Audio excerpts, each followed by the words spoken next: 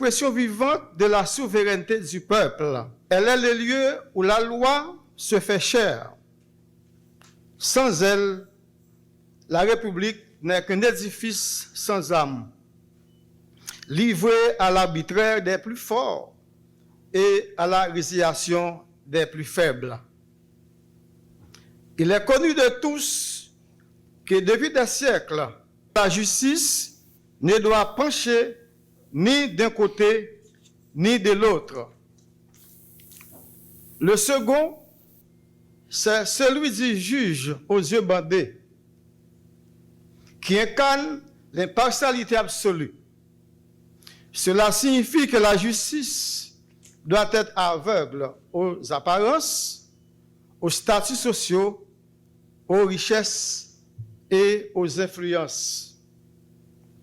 C'est une obligation morale et sacrée pour chaque juge de trancher en toute impartialité en prenant pour guide la loi, sa conscience et son courage. C'est pour vous dire, mesdames et messieurs, les magistrats assis debout, que ces symboles ne sont pas de simples ornements placés à l'intérieur des salles d'audience des tribunaux. Ils représentent un idéal exigeant, un engagement solennel que prend chaque acteur intervenant au sein du système judiciaire envers le peuple haïtien. Mesdames et messieurs, notre système judiciaire traverse une zone de turbulence avec les menaces qui pèsent sur la sécurité publique et l'insuffisance des ressources.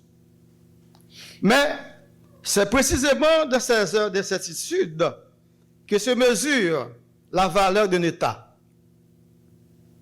Renforcer la justice, c'est réaffirmer la présence de la loi là où la peur tente d'imposer sa règle.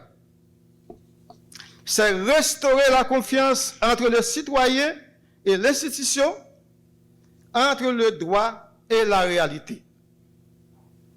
Dans la lutte contre l'insécurité, la criminalité organisée, nationale et transnationale, la criminalité économique manifestée sous toute forme, telles que l'extorsion et raquette menée par les gangs, le contrôle des axes de transport routier, le trafic de drogue, la spéculation sur les marchés des devises, la gangsterisation du pays et d'autres infractions similaires, vous avez un rôle prépondérant à jouer.